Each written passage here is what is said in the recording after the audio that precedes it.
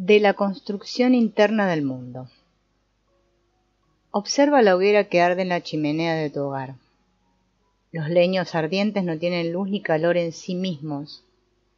El movimiento de las llamas y las lenguas de fuego no existe como tal. Eres tú quien construye y percibe el calor, la luz y el movimiento del fuego.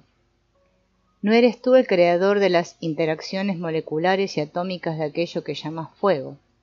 Tampoco construyes la transformación química, pero el calor y la luz que sientes se producen solamente dentro de ti y son tu efecto.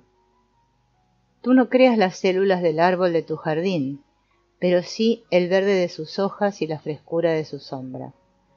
Tú no construyes el movimiento electrónico de los átomos de la molécula de agua, pero sí la frialdad de su contacto y su carácter cristalino. No eres tú el responsable de la fermentación del vinagre, pero sí de su sabor agridulce y añejo. Aquello que te rodea sufre en ti mismo, cuando lo percibes, dos transformaciones. La primera ocurre cuando tu sistema nervioso traduce los cambios energéticos externos en una actividad eléctrica en las neuronas de tu cerebro. La actividad eléctrica es igual independientemente de si la energía externa que la provoca es movimiento de fotones, cambios de presión en el aire o incremento de choques de electrones. La segunda transformación sucede cuando la actividad eléctrica da lugar a una experiencia subjetiva de luz, sonido o calor. La luz, el sonido o el calor no existen en los objetos. Eres tú el responsable y único creador de su existencia y realidad.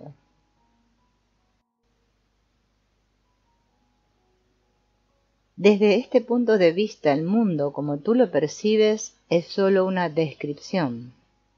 Si nuestro cerebro estuviese construido en forma distinta, distinta sería la descripción. Si, por ejemplo, la vía visual terminara en la corteza auditiva en lugar de en la visual, y viceversa, veríamos sonidos y oiríamos luces. Ese sería el mundo para nosotros y llegaríamos a considerarlo tan real y fuera de nosotros como ahora lo consideramos viendo luces y oyendo sonidos. Si pudiéramos convertirnos en un insecto, un ave o un pez, nos daríamos cuenta de que las transformaciones son diferentes y que por tanto también lo son las descripciones. Darnos cuenta de que el mundo es solo una descripción no implica desecharlo, sino simplemente aceptarlo como producto de una construcción personal. Del sentirse importante. Cuando somos niños, los adultos nos ven como indefensos, inmaduros y faltos de conocimiento. Nos perciben como seres que requieren una guía y un maestro. Por esa consideración se sienten con derecho a enseñarnos. Primero, nos convencen de que son ellos y no nosotros los únicos que pueden decidir y saber. Inculcan en nosotros la idea de que somos incapaces e ignorantes y que requerimos guía y consejo. Poco a poco asimilamos esta enseñanza y empezamos a necesitar de guía y maestro. El proceso se completa cuando internalizamos al otro y ya no es necesaria su presencia física. En ese momento es el otro en nosotros el que decide y el que se debe hacer caso. Sus enseñanzas son seguidas al pie de la letra y lo peor, nos olvidamos de que quien decide es el otro, no uno mismo, y más bien pensamos que somos nosotros los que decidimos. La internalización del otro no se hace solo en términos de enseñanzas particulares y concretas, sino sobre todo en la consideración de que el otro siempre tiene razón y siempre nos está observando. Nos convertimos en observadores de nosotros mismos a través de la internalización del otro como observador. Quien se observa no es en realidad el uno mismo, sino el otro dentro de nosotros. Ser espectador de uno mismo es en realidad ser observado por las enseñanzas del otro. Nuestra inseguridad y nuestra dependencia surgen de esa internalización. Nuestra falta de libertad interna tiene la misma causa. Las consecuencias del proceso de internalización son nefastas. En primer lugar, aprendemos a sentirnos observadores, juzgadores y valuadores, puesto que el otro siempre tiene razón en sus juicios y nosotros mismos no la tenemos. Tratamos de ajustarnos a las expectancias que el otro en uno mismo ha inculcado, lo cual provoca conductas que tratan de adaptarse y satisfacer el hipotético juicio y la valoración de que somos objeto. En segundo lugar, pensamos que todos a nuestro alrededor solo están interesados en observarnos. Pensamos que somos muy importantes y que los otros no tienen otra cosa que hacer más que estar viéndonos y juzgándonos, lo cual tiene una consecuencia absurda y paradójica. Cada uno piensa que está siendo observado y por tanto se ajusta a esa observación, cuando en realidad todos nos estamos contemplando a nosotros mismos a través de la internalización del otro. El hecho de adaptarse a la supuesta observación y juicio del otro, cuando en realidad el otro está ocupado en verse a sí mismo y no en observarnos, crea una situación falsa y redundante donde la única razón y motivo de la relación entre uno mismo y el otro es el mantenimiento de las enseñanzas del otro internalizado. En tercer lugar, se crea un sentimiento continuo de inseguridad y de lucha por mantenernos en acuerdo con las enseñanzas internalizadas. En el instante en que hacemos algo que no corresponde con la internalización o simplemente lo pensamos, caemos en conflicto y desesperación. En cuarto lugar, dejamos de aprender de nosotros mismos, porque todo lo que hacemos es analizar nuestras futuras y pasadas conductas en términos de si estuvieron o estarán en concordancia con las enseñanzas y rara vez en términos de las conductas en sí. En quinto lugar, dejamos de aprender de los otros porque solo los vemos en plan de observadores de nosotros mismos y nunca como entes separados. En sexto lugar, dejamos de sentir, puesto que todo sentimiento que pueda no corresponder con la estructura internalizada es rechazado y bloqueado desde antes que aparezca. Por sobre todas las cosas dejamos de ser libres por considerar que existe un camino prefijado y predeterminado al cual debemos ajustarnos y con el cual estamos comprometidos. De los opuestos. Cuando mencionamos la existencia de algo, creamos al mismo tiempo su inexistencia. Cuando manejamos el concepto de bondad, construimos simultáneamente el de maldad. Cuando estamos conscientes de nuestras vivencias, inventamos la ausencia de ellas. Cuando percibimos la vida, vemos la muerte.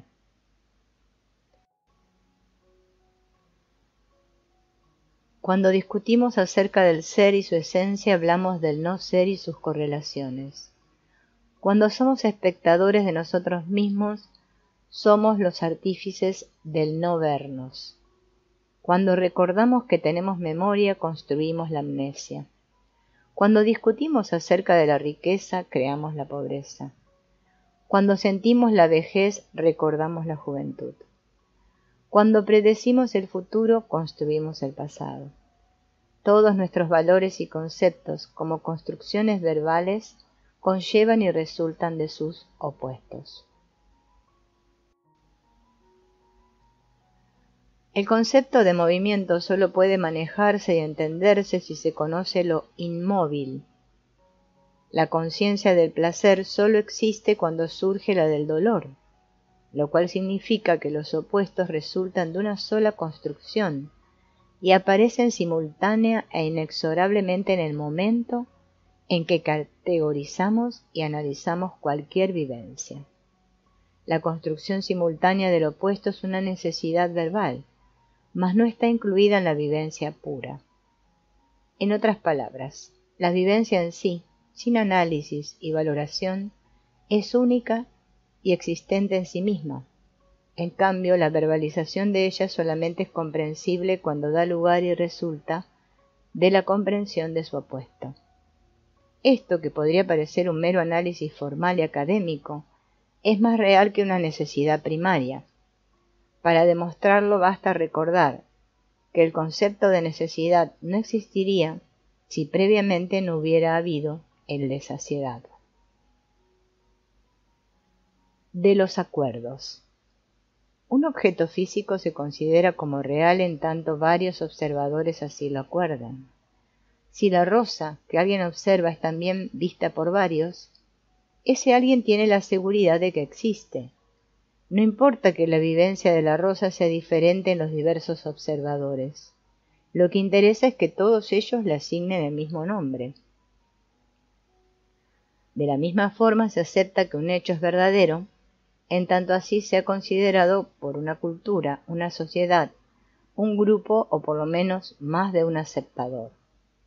Esto es lo que nos han impuesto como enseñanza, y es tal su fuerza que quien logra sustraerse de ella es considerado como enfermo. Nuestra sociedad asigna el máximo valor a las situaciones de acuerdo. Tal asignación no sería muy grave si solamente se redujese a lo que llamamos mundo físico. La gravedad del asunto es que no se reduce a ese mundo, sino que por el contrario se transfiere al mundo interno. Si alguien tiene un sueño, ese sueño es considerado irreal, puesto que solo hay un observador. Cuando alguien tiene una idea o un pensamiento, siente la necesidad de comunicarlos, no para transmitirlos, sino para que produzcan un acuerdo. Si tal acuerdo no se logra, la idea o pensamiento se invalida. Las partes de nuestra experiencia interna que no son aceptadas por los otros, dejan de ser aceptadas por nosotros mismos. Su realidad y valor dependen del acuerdo que logremos establecer. Somos esclavos de los otros, y esto nos impide ser libres. Es solo cuando empezamos a respetarnos, es decir, cuando sabemos que la realidad de nuestra experiencia interna no necesita ser validada por acuerdos, que empezamos a ser libres. La realidad de una experiencia está contenida en la misma experiencia, jamás en su aceptación, validación o valoración por los otros. Alguien podría preguntar qué sucede cuando la valoración la hace uno mismo. La contestación es inequívoca. Tal valoración no existe en nosotros. Es siempre resultado de los otros, en este caso, de los otros introyectados en uno. De la herencia. Jugar es manifestar algo que no está directamente relacionado con lo que se siente. En el jugar hay una separación entre la conducta abierta, es decir, la realidad que el otro puede compartir, y la realidad interna. El ser humano no es el único que juega, los animales inferiores también lo hacen. En una colonia de gatos en cautiverio, el felino dominante agrede a los demás miembros cuando, estando muy hambrientos, alguien les ofrece comida. La causa de la agresión es, en este caso, muy distinta de la agresión misma. El animal quiere la comida, no desea agredir. Sin embargo, ha aprendido que la única forma de lograr su objetivo es apartar a los otros gatos del alimento. Esto no es otra cosa más que un juego. La conducta que muchos animales utilizan para defender su territorio no es muy diferente de la anteriormente descrita.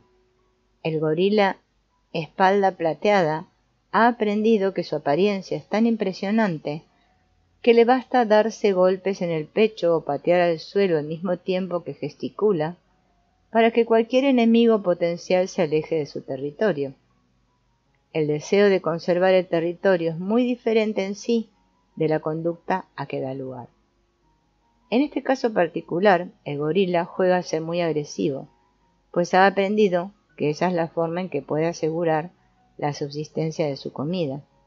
De nuevo, la conducta manifiesta se aleja y se separa de su verdadera razón de ser. El gorila es muy pacífico, casi nunca utiliza la fuerza física para lograr sus objetivos. Le basta con manifestar la conducta que los otros animales interpretan como agresión, a pesar, o quizás por el hecho, de que su realidad interna es contraria a esta manifestación. Los juegos de los animales están siempre relacionados con una necesidad de subsistencia primaria. Es esta necesidad lo que los impulsa y mueve a jugar. Entre lo que el animal siente y lo que actúa, hay una serie de procesos mediatorios que forman un puente o conexión entre la realidad interna y la externa. La conexión se establece a través de un proceso de aprendizaje y es siempre el resultado del deseo de supervivencia. El hombre ha desarrollado al máximo su capacidad de construir puentes mediatorios. Es una herencia que ha conservado intacta, aunque en la mayor parte de los casos implica, y tiene como razón de ser, una inseguridad interna que se desea disminuir. El hombre que manifiesta amor cuando en realidad siente odio, o el que actúa como si sintiera una emoción cuando en realidad tiene una nulidad afectiva, juega estos juegos por dos razones, cuando menos. A. Para defenderse ante su sensación de impotencia e inseguridad, y B. Para no provocar daño. La persona que juega motivada por la primera razón se caracteriza por su tendencia a usar a las personas como objetos. La que juega impulsada por la segunda se caracteriza por su ingenuidad. En ambos casos, sin embargo, se ha desarrollado una conexión mediatoria entre lo que se siente y lo que se manifiesta. El hombre, al igual que los animales inferiores, desarrolla esa conexión como resultado de aprendizajes previos y por tanto aprende a manifestar algo muy distinto de lo que realmente siente. Pero a diferencia de los animales, es impulsado en sus juegos por una serie de consideraciones teóricas que son muy diferentes de aquello que realmente las provoca, y de aquello de donde resultan y de lo que dan como resultado. El hombre no es los juegos que juega, y por tanto es capaz de darse cuenta de su existencia y sobre todo de desecharlos. Cuando logra hacerlo, no solamente echa por la borda toda su historia personal, sino que además se aleja de su herencia. Ese proceso provoca un cambio de estado que se caracteriza por el paso desde un determinismo absoluto hacia el autodeterminismo. La aproximación al autodeterminismo deja libres y sin inhibiciones todos los procesos de representación, creatividad y libertad interna que el cerebro humano es capaz de mediar, lo cual tiene como efecto que el ser humano se aproxime a su esencia. De la experiencia interna. Existen dos razones que impulsan a alguien a imponer estructuras y establecer acuerdos. La primera proviene del deseo de darle más realidad a una experiencia interna. Lograr que alguien tenga la misma experiencia interna a través de un proceso que implica hacer acceder a aceptar un acuerdo e incorporar una estructura. Hace sentir que por este motivo ésta adquiere una realidad cuasi física. Este proceso es una simple transferencia del aprendizaje que consiste en considerar un hecho físico como real si y solo si varios observadores están de acuerdo en lo que lo es. La segunda razón es el deseo de compartir una experiencia interna. Lo que un sujeto siente, los estados de serenidad, angustia, depresión, amor, etc., poseen un carácter de tal intensidad en cuanto a su existencia y realidad, que es difícil pensar que la o las personas con quienes se establece relación no tengan las mismas vivencias fenomenológicas. Saber si realmente las tienen es siempre una interrogante difícil de responder. Es precisamente esta dificultad lo que impulsa a tomar medidas tendientes a obligar a las otras personas a incorporar este tipo de experiencias. Es definitivamente absurda la idea de que se puede transmitir una experiencia a través de la utilización de procedimientos de presión. Lo único que se logra en la mayoría de esos casos es una manifestación externa que indica que se tiene la experiencia sin que realmente se haya logrado transmitirla. Solamente en algunos casos las técnicas impositivas logran cambiar la experiencia interna. Técnicas conocidas vulgarmente como de lavado de cerebro lo pueden lograr. Sin embargo, el resultado en otras áreas es desastroso para el sujeto. Comúnmente la persona que desea imponer una experiencia interna se da por satisfecha cuando la persona a quien se le impone manifiesta signos externos que indican éxito en la imposición, lo cual es muy contradictorio y absurdo, ya que lo único que se logra es una manifestación, que no es otra cosa más que un engaño, y no la vivencia interna que se deseaba transmitir, y sin embargo, eso satisface al impositor. Lo anterior indica que el deseo de compartir una experiencia interna es solo un juego más. Compartirla o no compartirla puede o no ocurrir, pero nunca es resultado de ejercer una presión.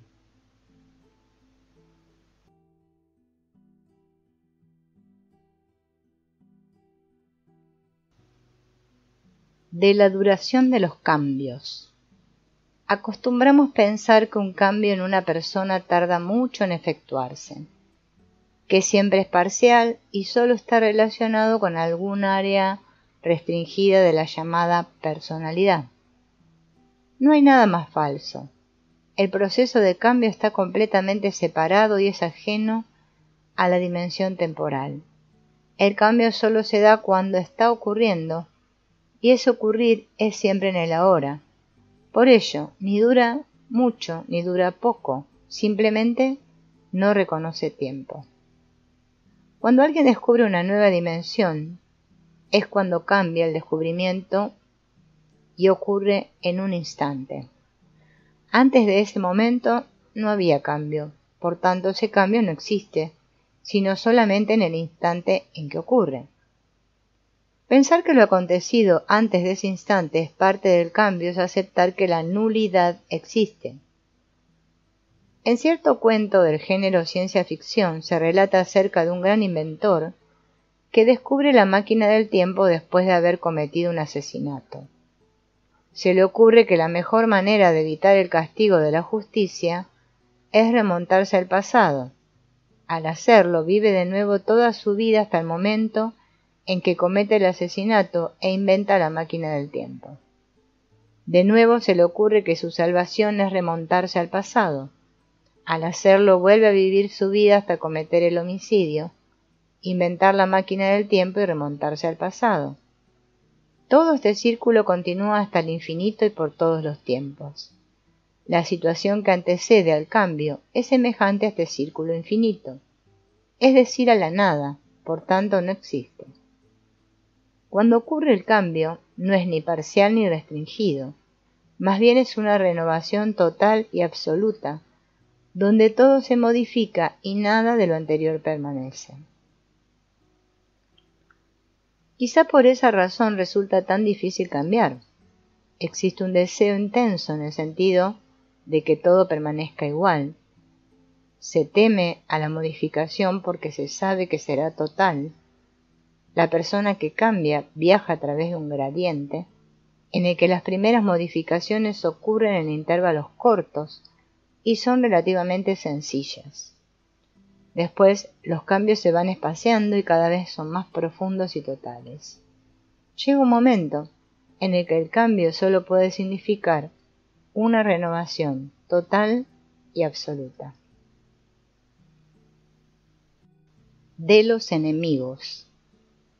El Don Juan de Carlos Castaneda afirma que el hombre, para ser libre, debe vencer a 4 enemigos: el miedo, el poder, la edad y la claridad. El porqué de los 3 primeros es relativamente fácil de comprender. El hombre que tiene miedo de desechar acuerdos, que depende de la estructura del poder o se siente viejo, no es libre. Solo cuando vence a estos 3 enemigos lo empieza a hacer.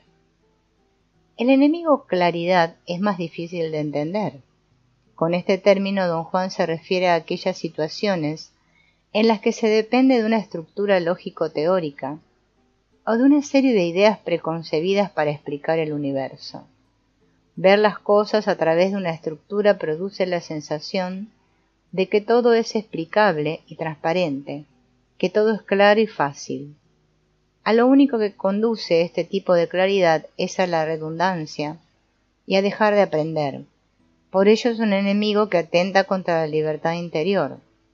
La claridad se puede vencer solamente cuando alguien se da cuenta que el único aprendizaje válido es el que enseña que lo que se puede aprender no tiene límites y que por tanto la aparente claridad es solo un preludio de nuevos descubrimientos.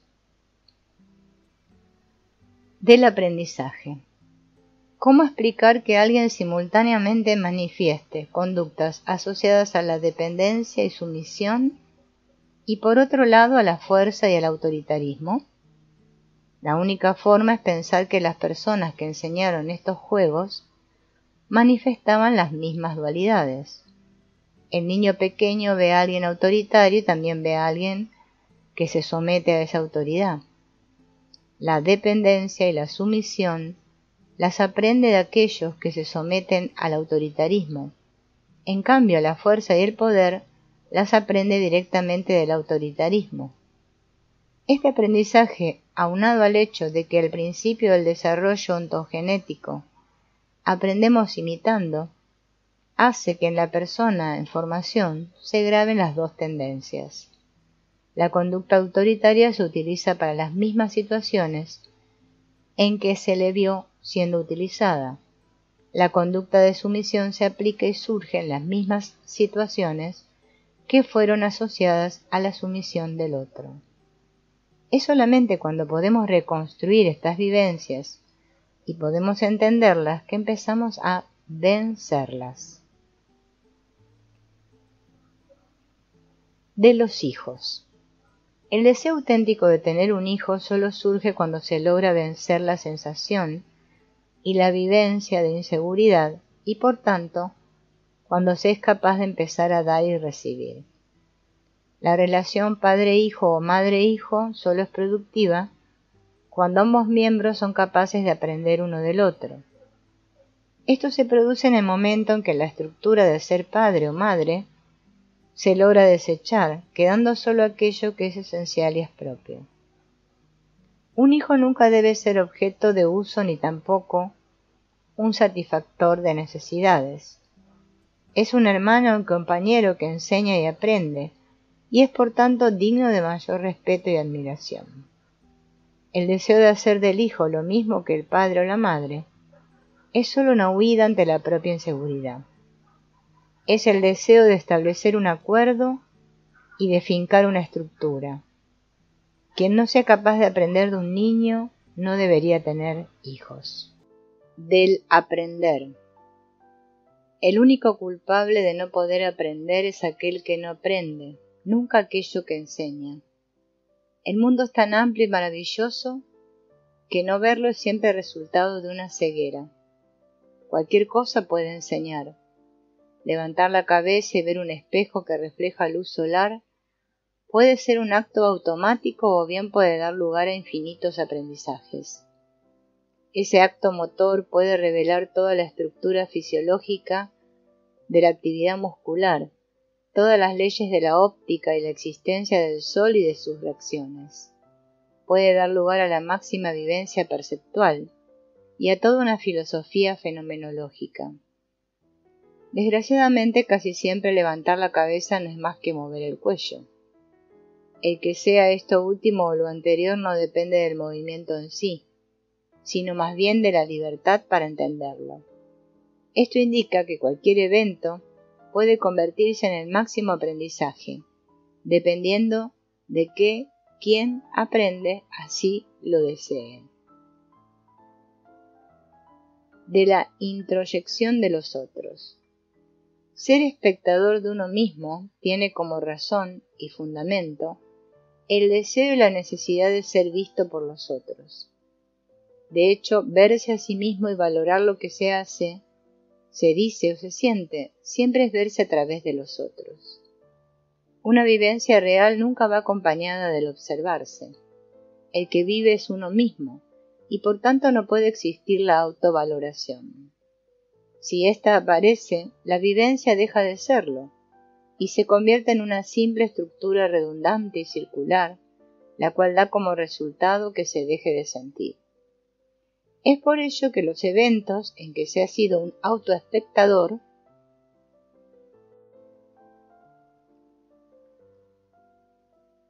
difícilmente son recordados, Solamente las vivencias reales se consolidan como recuerdos.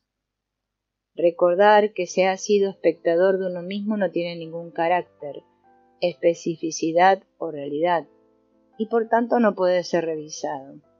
En cambio, la experiencia vivencial tiene tal fuerza de saber que siempre se recuerda como tal. De la memoria. Nuestro cerebro es un mecanismo que posee una capacidad infinita para almacenar información. Es muy probable que todas nuestras experiencias vivenciales existan en nuestro interior como memorias. Cuando evocamos una información almacenada, esta aparece como nueva vivencia extraída y localizada en el almacén de memorias. Que no la evoquemos no significa que no exista. Siempre permanece activa e influyendo sobre nuestra experiencia. Las experiencias y los eventos almacenados en la memoria no se encuentran encajonados y aislados unos de otros, sino que se influyen mutuamente y permanecen activos. La influencia mutua y la actividad deben cursar a través de canales y codificaciones lógicas. Es precisamente esta lógica de influencias mutuas lo que hace aparecer diferente a una persona de la otra. Del miedo. Cada uno de nosotros tiene en su haber un número tan grande de experiencias que deberían ser suficientes para permitirnos entender el universo. Sin embargo, es excepcional el caso de alguien que logra llegar a tal nivel de comprensión. La única razón que explica por qué lograr entender el universo es tan excepcionalmente raro es que las experiencias vividas se han autoinvalidado. La invalidación implica siempre no confiar en la validez y realidad de las propias experiencias, sino por el contrario, pensar que sólo las ajenas son valiosas y auténticas. Los miedos que se sienten no son otra cosa que los miedos de los otros. Resulta muy fácil entenderlo. El miedo que se experimenta jamás es auténtico. Proviene de no entender una situación, de no confiar en la capacidad de entenderla. Y esta desconfianza es efecto de la incapacidad de darle valor a la experiencia propia. De la realidad como experiencia interna. La única realidad que conocemos es nuestra experiencia interna. Solo existe algo para nosotros cuando somos capaces de experimentarlo. Las existencias de un mundo físico y de uno interno confluyen y se convierten en una sola cuando las sentimos. El mundo físico y el mundo interno solo pueden diferenciarse por su carácter de estímulos gatillo que desencadenan un proceso interno.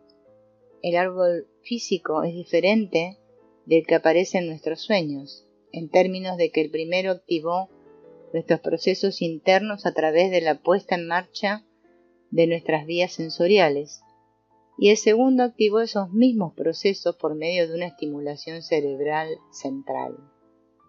La activación a través de una vía sensorial o activación tópica es la única diferencia real entre el mundo físico y el imaginario. El proceso interno que resulta de los dos tipos de activación siempre es el mismo y determina y constituye la realidad. Cuando alguien vuela, la realidad de su vuelo no se le da el poder despegarse del suelo, sino la experiencia y la sensación de hacerlo. Fulano puede soñar que vuela y sutano subirse a un avión y dormirse. Nadie verá a fulano volar y todos verán que sutano sí lo hace. La realidad de fulano y la de sutano son contrarias a la de los observadores. Fulano sentirá que vuela, en cambio sutano no. Puesto que los observadores solo ven a sutano volar como resultado de la experiencia interna de verlo volar, y puesto que es precisamente esa experiencia la única realidad para los observadores, también lo es como única realidad para fulano y sutano. En otras palabras, el único que vuela en realidad es fulano, puesto que su experiencia interna es volar. Sutano no vuela, puesto que no tiene ninguna experiencia que corresponda. Para los únicos que vuela Sutano es para los observadores, puesto que esa es su experiencia interna. Si alguien pregunta ¿de qué depende el vuelo y de qué la realidad?, la contestación honesta solo es una, de la experiencia interna. Tal afirmación podría llevar a pensar que si todos aceptáramos como única realidad la que se experimenta, el mundo se convertiría en un caos esquizoide, puesto que dejarían de existir acuerdos. La verdad de las cosas es que el caos es el que estamos viviendo al aceptar algo como real, solo porque varios observadores lo consideran así.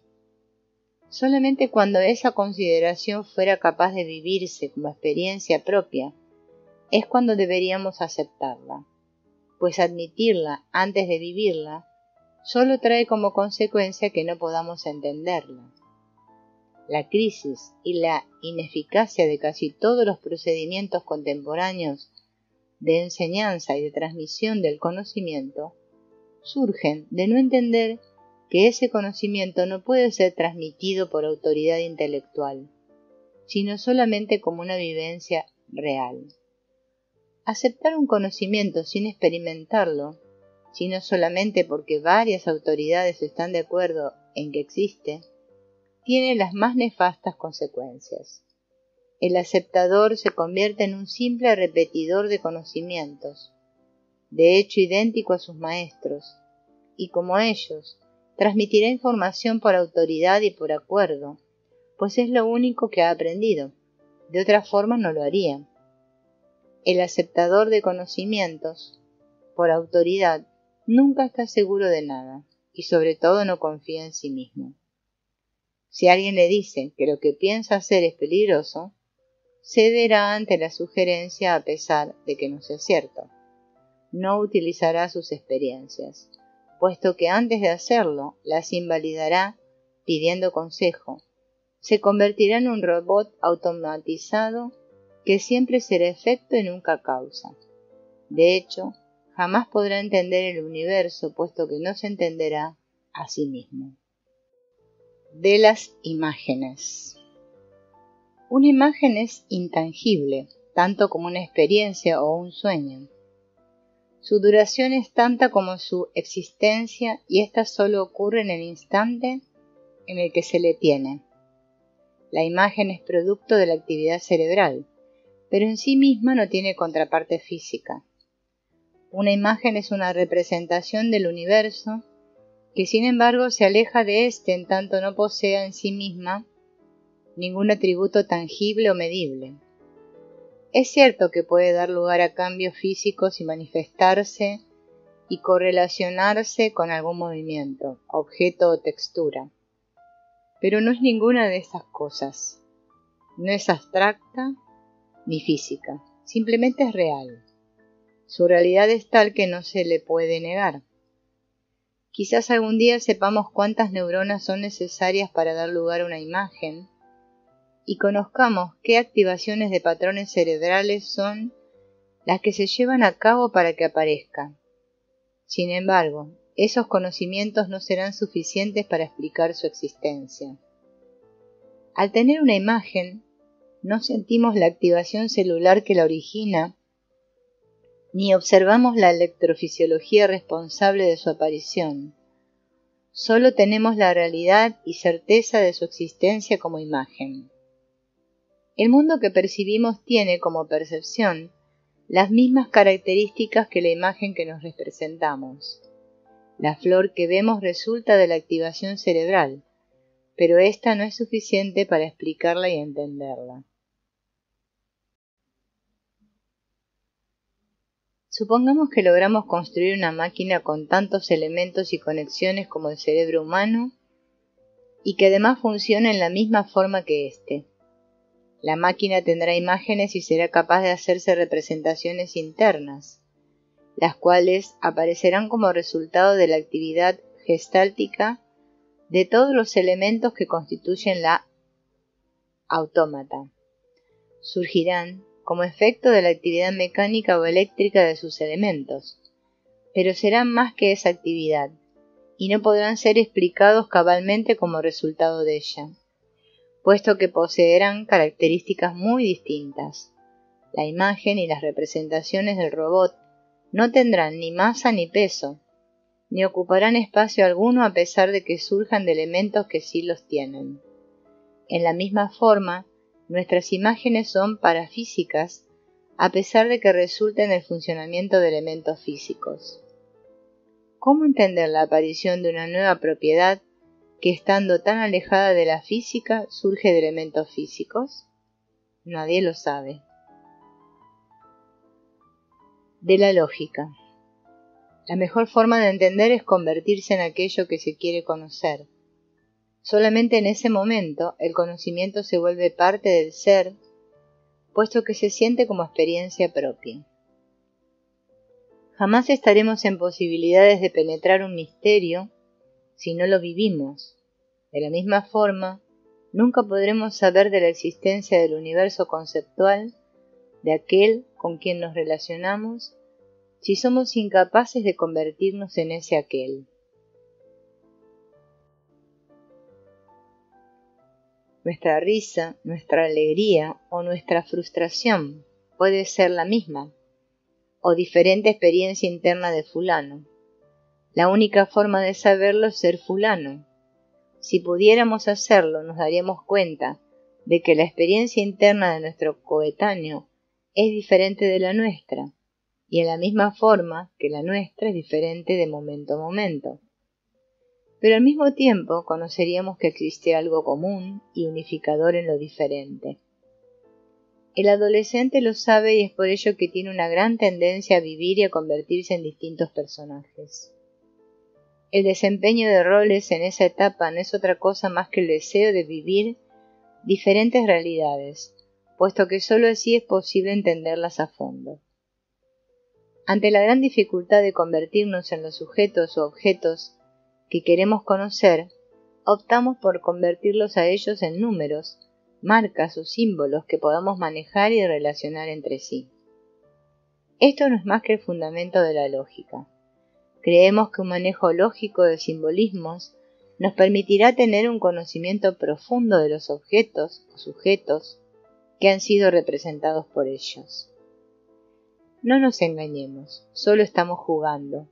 La prueba de ello es que nuestros razonamientos lógicos aceptan, sin ningún resquemor, relaciones de identidad absoluta cuando en realidad son un absurdo y una falsedad. Las relaciones de identidad jamás existen como realidades en nuestra experiencia interna. Solamente existen como tales cuando se intercambian símbolos en forma absoluta, como resultado del falso pensamiento que considera posible establecer reglas de identidad. Es por ello que la lógica que maneja identidades es aberrante. La identidad absoluta entre dos cosas no existe ni en nuestra experiencia interna ni en el universo físico. Aún la estructura química de dos compuestos aparentemente idénticos es diferente por el simple hecho de que ocupan distintas localidades espaciales. La matemática, como estructura lógica, existe en sí misma, pero jamás representa la realidad, puesto que, al igual que la lógica, se basa en relaciones de identidad. La persona que utiliza procedimientos lógicos para llegar a un conocimiento se engaña a sí misma, puesto que lo único que logra es un manejo lógico, no una vivencia real del sujeto de conocimiento. De la misma forma que la identidad absoluta solo existe y se maneja en el tratamiento lógico, las diferencias absolutas no son más que una estructura que se considera real porque nadie ha enseñado otra cosa. Parece contradictorio sostener que la identidad absoluta tiene tanta inexistencia como la diferencia absoluta. Sin embargo, no lo es. Es tan falso decir que la alegría de Sutano es idéntica a la de Fulano como decir que son distintas. Simplemente son, en ellas mismas, y por tanto no requieren ni se validan a través de una comparación. Lo bueno y lo malo, lo blanco y lo negro no existen como diferencias. Es más, no existen ni siquiera como vivencias auténticas, por la sencilla razón de que conllevan en forma implícita la necesidad del opuesto para ser reales. Una experiencia no es blanca ni tampoco buena, simplemente es, y como tal tiene una existencia separada, única e instantánea. Esto nos lleva de la mano a la consideración de que lo único que existe es mientras existe. La sensación de serenidad que alguien puede experimentar en este momento solo existe en el ahora y en el instante en que se sienten. Pensar que ayer se sintió o que mañana se sentirá sin sentirla es depender de la estructura lógica que considera el tiempo como real. Es olvidarse que aún pensar en el mañana o en el ayer solo ocurre en el ahora. Y que la sensación que no se tiene no existe. Pensar que no se es feliz en el presente y desear que en un futuro sí se sea, constituye la más absoluta aberración. Significa que se niega la experiencia presente que se le hace depender falsamente de una situación que no existe. Si en el futuro se será feliz, eso solo ocurrirá en aquel momento. Pero ahora no sucede y eso es lo único importante. Razonar lógicamente acerca de un evento futuro, tratando de conocerlo a través del razonamiento, representa solo una sustitución postiza de nuestra incapacidad de vivir el presente. Es tratar de conocer lo que se sentirá sin sentirlo. Es estructurar y definir un camino olvidando que al hacerlo se destruye toda posibilidad de aprender. Cuando analizamos lógicamente un evento de probable ocurrencia y por tanto nos adelantamos al acontecimiento interno que desencadenará tal evento, nos invalidamos a nosotros mismos. Solo entendiendo que la realidad es una construcción interna y que ésta existe únicamente en el momento en que ocurre, seremos capaces de aprender y de vivir.